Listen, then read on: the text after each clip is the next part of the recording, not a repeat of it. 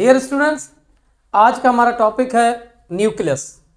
Nucleus also called karyon, it is our brain. हमारे brain की तरह ये सेल के अंदर कंट्रोल करता है हर किस्म की एक्टिविटी को। Nucleus was first discovered by Robert Brown in 1831 from Orchidaceae family का एक प्लांट है ऑर्चिड। उस ऑर्चिड प्लांट से पहली मर्तबा ये प्लांट और एनिमल्स स्पेशली यूकैरियोटिक सेल्स के इस ब्रेन को डिस्कवर किया 1831 में। आइए हम इसको डिस्क्राइब करें कि न्यूक्लियस के पार्ट्स कौन से हैं, न्यूक्लियस के कौन से पार्ट्स हैं यानी उनके फंक्शंस कौन से हैं, और इस न्यूक्लियस के मुताबिक कौन कौन से सेल हैं।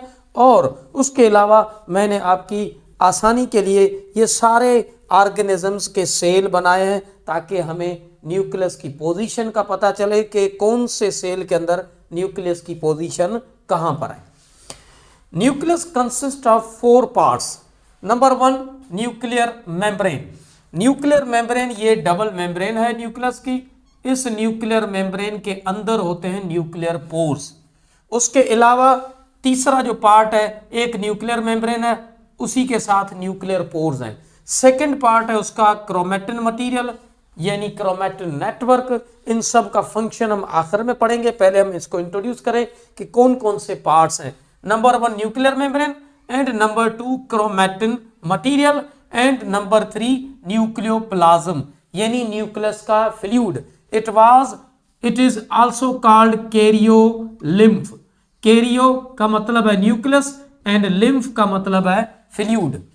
न्यूक्लियोप्लाज्म के बाद सेंटर में जो न्यूक्लियस जैसा ही एक पार्ट है जिसे कहा जाता है न्यूक्लियोलस। कुछ ऑर्गेनिजम्स के सेल के अंदर एक न्यूक्लियस होता है, कुछ के अंदर सेल में एक से ज्यादा न्यूक्लियस होते हैं। कुछ सेल्स यूनी न्यूक्लिएट होते हैं, कुछ बाय न्यूक्लिएट होते हैं जिन्हें डाई कैरियोटिक सेल कहा जाता है, और कुछ सेल ऐसे भी हैं जिनके अंदर एक से ज्यादा सेल्स न्यूक्लियस होते हैं। क्या कभी आपको ये पता है कि एक से ज्यादा न्यूक्लियस हो तो उस सेल को क्या कहा जाता है? जैसा कि फंजाई में आपको पता है कि फंजाई के सेल के अंदर न्यूक्लियस ज्यादा होते हैं, उन फंजाई के सेल्स को कहा जाता है coenocytic fungi, multi nuclear cell. लेकिन यीस्ट तो यूनिसेलर है, यीस्ट के अंदर यूनिसेलर सेल के अंदर एक ही न्यूक्लियस होता है। न्यूक्लियस के मुताबिक 2 किस्म के सेल होते हैं, एक होता है प्रोकैरियोटिक सेल और एक होता है यूकैरियोटिक सेल।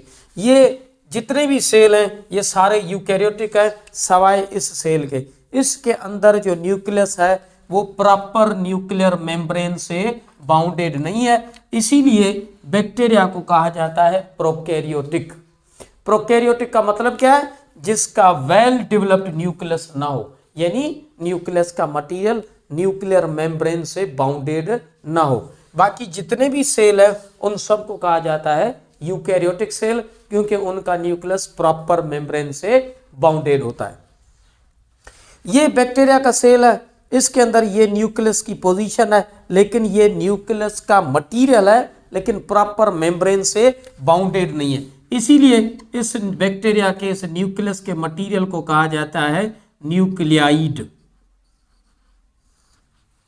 उसके अलावा एनिमल सेल में न्यूक्लियस की पोजीशन तकरीबन सेंटर पर होती है।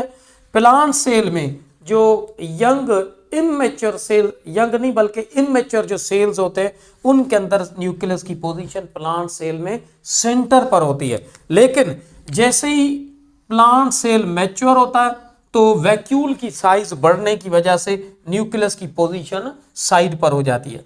उसके अलावा ये एमोबा एक यूनिसेलर सेल है, इसके अंदर न्यूक्लियस की पोजीशन तकरीबन सेंटर में होती है, लेकिन बुक्स में लिखा है कि जैसे जैसे एमोबा मूव करता है थ्रू लोकोमोशन करता है थ्रू सीडोपोडिया तो न्यूक्लियस की पोजीशन भी उसकी चेंज होती रहती है।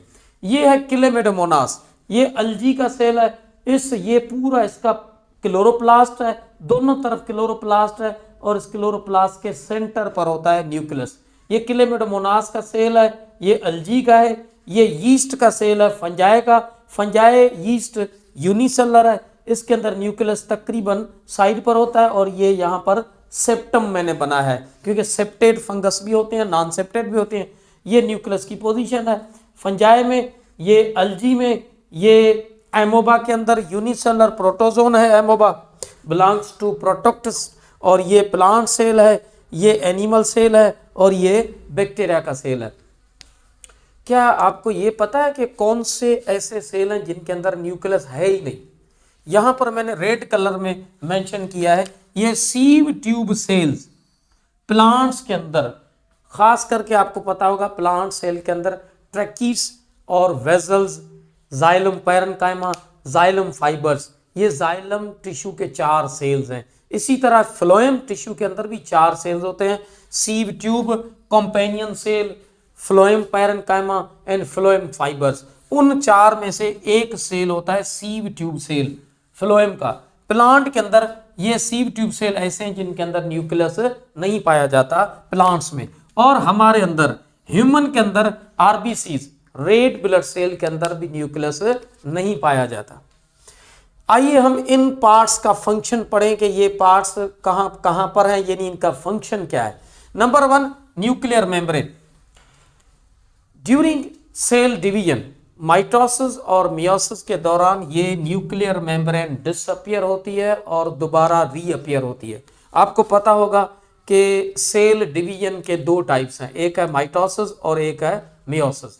माइटोसिस के अंदर जब हम देखते हैं तो 2 स्टेप्स हैं, एक है कैरियोकाइनेसिस और एक है साइटोकाइनेसिस। कैरियोकाइनेसिस के 4 स्टेप्स होते हैं, प्रोफेज, मेटाफेज, एनाफेज, टीलोफेज। हम ये टॉपिक अलग पढ़ेंगे इंशाल्लाह माइटोसिस का, लेकिन अभी हम सिर्फ न्यूक्लियर मेम्ब्रेन का बता रहे हैं कि कैरियोकाइनेसिस के फर्स्ट स्टेप में न्यूक्लियर मेम्ब्रेन डिसअपियर हो जाती है और लास्ट स्टेज यानी टीलोफेज में दोबारा न्यूक्लियर मेम्ब्रेन रीअपियर हो जाती है। इसी तरह न्यूक्लियोलस इंटरफेज के दौरान बनता है, ये भी प्रोफेज के दौरान ये गायब हो जाता है, डिसअपियर हो जाता है और टीलोफेज में दोबारा न्यूक्लियोलस भी रीअपियर हो जाता है। न्यूक्लियोप्लाज्म जो है ये कैरियोलिम्फ है, ये फ्लूइड है न्यूक्लियस का। जितने भी न्यूक्लियस के मटेरियल है, डीएनए है और प्रोटीन्स हैं, बहुत सारी चीजें हैं जो ये इस न्यूक्लियोप्लाज्म के अंदर होती हैं। आखिर में क्रोमेटिन मटेरियल, क्रोमेटिन मटेरियल या क्रोमेटिन नेटवर्क, इसका बहुत बड़ा रोल है इस न्यूक्लियस के अंदर। हमें ये याद रखना चाहिए कि न्यूक्लियस के अंदर क्रोमोसोम कभी भी विजिबल नहीं होते, जाहिर नहीं होते। आपके टेक्स्ट बुक क्लियर लिखते हैं कि chromosome can only be visible when cells are dividing. जब सेल डिवाइड करते हैं तब क्रोमोसोम नजर आता है। वो क्रोमोसोम नजर कैसे आता है? वो क्रोमोसोम ऑलरेडी सेल डिवीजन के दौरान इंटरफेज में डबल हो चुका होता है। इसीलिए हम अक्सर क्रोमोसोम का स्ट्रक्चर ऐसे बनाते हैं कि ये क्रोमोसोम है, इस क्रोमोसोम के अंदर 2 क्रोमेटिड्स हैं और एक सेंट्रोमियर, ऐसा हम बनाते हैं। ये क्रोमेटिड है और ये सेंट्रोमियर है। ये क्रोमोसोम हमें सेल डिवीजन के अलावा नजर नहीं आता। उस वक्त क्या होता है? क्रोमेटिन होता है, क्रोमेटिन नेटवर्क या क्रोमेटिन मटेरियल होता है। लेकिन जब सेल डिवाइड होता है तो ये क्रोमेटिन नेटवर्क, क्रोमेटिन मटेरियल ये इंटरफेज के दौरान डबल हो जाता है और प्रोफेज के बाद मेटाफेज में, स्पेशली मेटाफेज में ये क्रोमोसोम बिल्कुल क्लियरली विजिबल होते हैं और ये सेंटर पर मौजूद होते हैं। इन क्रोमोसोम्स के अंदर 2 क्रोमेटिड्स होती हैं और एक सेंट्रोमियर होता है। क्रोमोसोम है क्या? Chromosome is a colour part of the cell. Nucleus के अंदर एक कलर्ड स्ट्रक्चर है, एक थ्रेड लाइक स्ट्रक्चर है which consist of hereditary material in the form of genes. Chromosome mitosis के दौरान, मियोसिस के दौरान किस तरह से कांस्टेंट रहते हैं, ये हम इंशाल्लाह माइटोसिस और मियोसिस के टॉपिक में पढ़ेंगे। लेकिन मैं सिर्फ ये बताऊं कि क्रोमोसोम जो है वो पहले न्यूक्लियस के अंदर सेल डिवीजन से पहले नजर नहीं आता। सेल डिवीजन के दौरान ये क्रोमोसोम विजिबल होता है और विजिबल क्रोमोसोम को हमें कैसे नजर आते हैं? 2 क्रोमेटिड्स और सेंटर में एक सेंट्रोमियर। ठीक है, अगर आपको न्यूक्लियस का टॉपिक अच्छा समझ में आया है तो उम्मीद है कि आप इससे ज़रूर कुछ ना कुछ सीखेंगे और हमारे चैनल को सब्सक्राइब भी करेंगे, लाइक भी करेंगे और कमेंट भी करेंगे। Thank you.